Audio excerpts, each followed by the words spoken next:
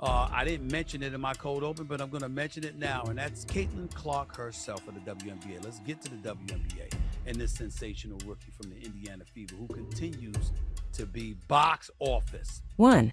Stephen A. Smith finally voiced what many insiders have quietly believed about Caitlin Clark's Nike deal, and the WNBA may not be ready for the fallout. His comments didn't just stir conversation. They confirmed a reality the league has been avoiding. That Christmas Day Nike commercial featuring Travis Scott and the Kelsey brothers wasn't simple promotion. It was a powerful statement that Caitlin Clark has moved beyond the boundaries of the league she plays in. Stephen A. laid out the connection between massive money, growing resentment, and why this moment could permanently alter the future of women's basketball. The real debate now is whether his jealousy argument holds weight, or if he's manufacturing controversy. To answer that, we have to examine what unfolded this week, because the timing behind these moves is no accident.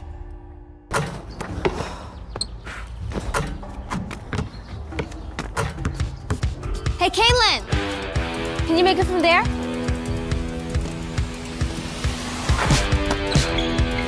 Hey, Caitlin, how about from here?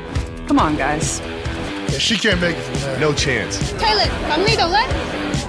You got it. I'm not even gonna ask.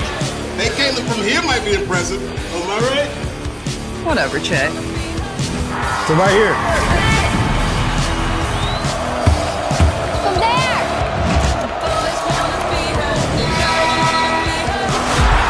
From anywhere. All right, well, looks like she can do it. Nike chose Christmas Day to release the From Anywhere commercial, and that decision was deeply intentional. It's the same exact date Nike debuted Michael Jordan's first Christmas campaign 4 decades ago. Brands like Nike don't believe in coincidences, especially with symbolic dates. This was a clear attempt to place Caitlin Clark in the same historical conversation as Jordan. What truly ignited Stephen A. Smith's reaction, however, was who wasn't included in the ad.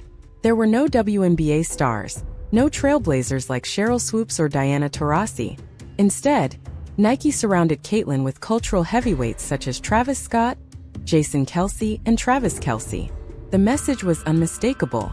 Nike deliberately elevated Caitlin into mainstream pop culture, while bypassing the WNBA entirely. Hey, Caitlin, you're a pretty good basketball player, but you make it from here. Jason, show them how you make it rain from downtown. Can you hit it from here, Caitlin? Gotta make your free throws. Oh! From right here. Yep, baller!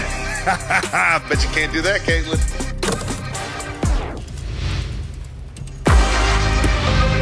Anyone else?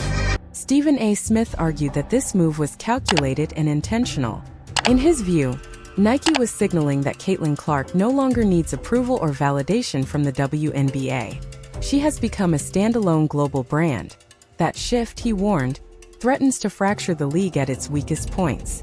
Initial reports claimed her Nike deal was worth $28 million over 8 years, already an unprecedented number in WNBA history. But Stephen A. revealed that figure barely scratches the surface. Industry projections now estimate that Caitlin Clark's signature shoe line alone could generate around $150 million in just 3 years. To put that into perspective, the average WNBA player earns roughly $76,000 annually, with the maximum salary still under $250,000. Caitlin's shoe revenue could surpass entire team payrolls. That's not a small imbalance, it's an economic earthquake. Stephen A. identified this financial gap as the true source of tension across the league. This is no longer about basketball competition. It's about one athlete producing more wealth from one product than most players will see in a lifetime. According to Stephen A., resentment is inevitable. He warned that the physical play, rough fouls, and on-court hostility seen last season were only a preview.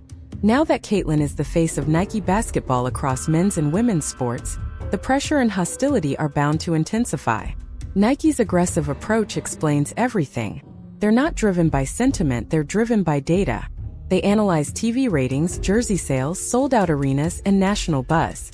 While the WNBA focused on equality and shared promotion, Nike made a different call. They chose the superstar. Stephen A. has repeatedly criticized the league for trying to contain Caitlyn's rise to protect locker room harmony. This commercial exposed that misstep. Nike trusted the numbers and doubled down.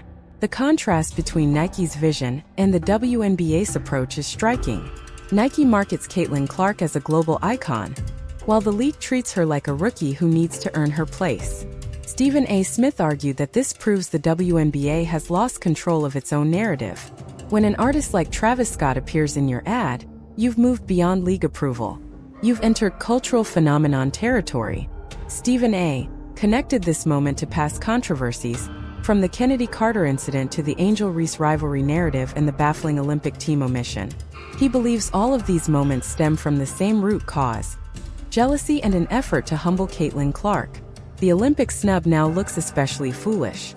USA Basketball left the most marketable player at home, citing experience, while that same athlete now anchors one of Nike's biggest campaigns ever. Stephen A. called this hypocrisy out publicly. The establishment tried to remind Caitlin she wasn't bigger than the system, and she responded by becoming even bigger. In his view, this is vindication. Nike recognized what basketball leadership failed to accept. Caitlin Clark is a generational anomaly, and suppressing her only amplified her influence. Then there's the shoe itself.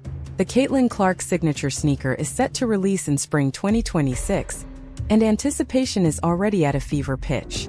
Signature shoes are rare in women's basketball. Breanna Stewart has one. Sabrina Ionescu has one.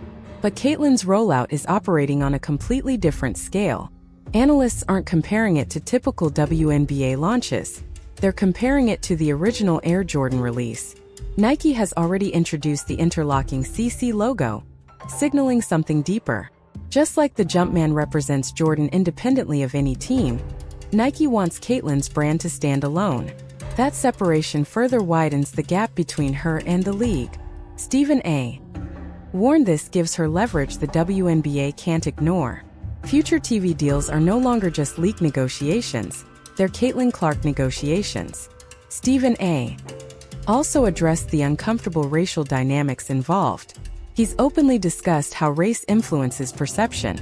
Some resentment exists because a white player is being positioned as the face of a league built by black women for decades. Nike's full investment intensifies that tension. But Stephen A. counters with business logic.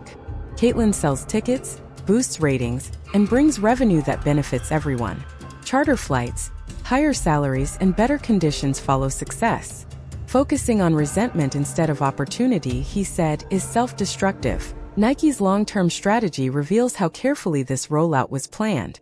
When Caitlin Clark left Iowa, the bidding war was intense. Under Armour and Adidas both pushed hard, but Nike refused to lose her. Delaying the shoe launch until 2026 wasn't hesitation, it was strategy. They wanted storylines to mature, rivalries to form, and public interest to peak. Stephen A. suggested Nike allow the WNBA to generate drama, then stepped in to monetize it. There's also the Sabrina Ionescu comparison. While Sabrina's shoe performed well, reports indicate Nike is producing nearly 5 times more inventory for Caitlin's release. That's an enormous bet. Nike expects these shoes to become lifestyle staples, worn beyond basketball courts. Stephen A. noted that once an athlete reaches that level, they're permanently embedded in sports culture. Jordan did it. LeBron did it. Caitlin may be next. So what happens now? According to Stephen A., the WNBA is cornered. Favor Caitlin too much and risk locker room backlash. Ignore her and lose financial momentum. His warning was blunt: adapt or fall behind.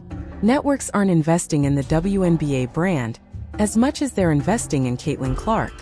That imbalance will define the upcoming season. Stephen A.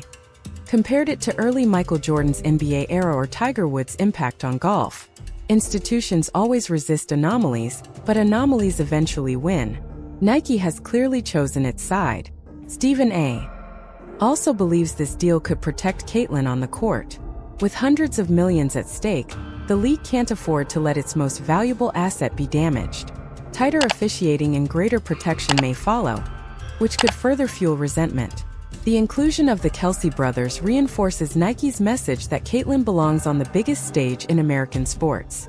Traditionalists may resist it, but growth-focused minds embrace it. Stephen A. firmly supports expansion, arguing that anyone standing in its way is holding the sport back. In the end, Stephen A. Smith made one thing clear. Caitlin Clark's Nike deal isn't just big, it's league-altering.